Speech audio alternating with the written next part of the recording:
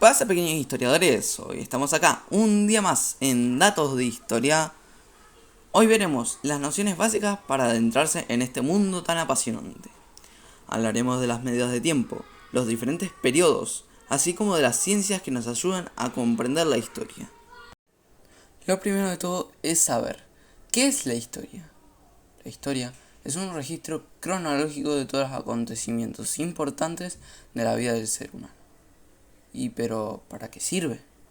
Ese registro cronológico que relata todos los acontecimientos de la historia se usa para conocer mejor el pasado, el presente y poder anticipar el futuro. La historia tiene 5 periodos. La prehistoria, que comienza con la aparición del Homo habilis hace 2,5 millones de años. La Edad Antigua, que empieza con la aparición de la escritura en el 3500 a.C. La Edad Media, que empieza en el 476 después de Cristo, con la caída del Imperio Romano. La Edad Moderna, que comienza en el 1492 después de Cristo, con el descubrimiento de América por Colón. Y la Edad Contemporánea, que empieza en el 1789, con la Revolución Francesa, y en la que seguimos actualmente. Para medir el tiempo, los periodos y la historia en general se utilizan diversas medidas de tiempo, como por ejemplo los siglos, que se numeran en números romanos. Las medidas. Un año equivale a 365 días, un lustro a 5 años, una década a 10 años, un siglo a 100 años y un milenio a 1000 años. Por lo general se estarán utilizando el año o el siglo, que son las más utilizadas. Los números romanos. Los números romanos son letras que indican el siglo, el año o el milenio. Ejemplo, el palito para arriba, que en realidad es una I, equivale a un 1. La V equivale a un 5.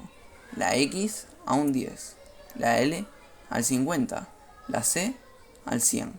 La D al 500. La M al 1000. Y estos números se utilizarán para hacer combinaciones y crear números de mayor denominación. El antes y el después de Cristo. Cuando la fecha que quieres ubicar es antes del nacimiento de Cristo, se le pone AC, y cuando está después se le pone DC. Ejemplo, el 217 antes de Cristo se le pone AC. Y en el 451 se le pone DC, porque está después de Cristo. Tipos de fuentes. Hay muchas formas de clasificar la información, entre ellas según su procedencia. Esto quiere decir fuentes primarias y fuentes secundarias. Las primarias son aquellas fuentes que se obtienen de primera mano, es decir, escritos romanos o pergaminos egipcios. Mientras que las fuentes secundarias son aquellas que se obtienen desde una segunda perspectiva, como por ejemplo, libros de texto actuales. La segunda forma de clasificar sería según el tipo de información. La primera es la fuente escrita, como por ejemplo, los escritos romanos. La segunda serían las fuentes orales, como mitos o leyendas griegas. La tercera, fuentes materiales, como por ejemplo, un hacha vikinga. Y por último, la cuarta, fuentes audiovisuales, como imágenes o vídeos. Ciencias auxiliares. Son ciencias que sirven de apoyo a la historia. En algunos de estos casos, la historia se basa tanto en ellas que llegan a ser una constante dependencia, como por ejemplo, la geografía hoy en día, la economía o la cartografía, que son la creación de mapas. La numismática es la analización de monedas, y la biología o la arqueología.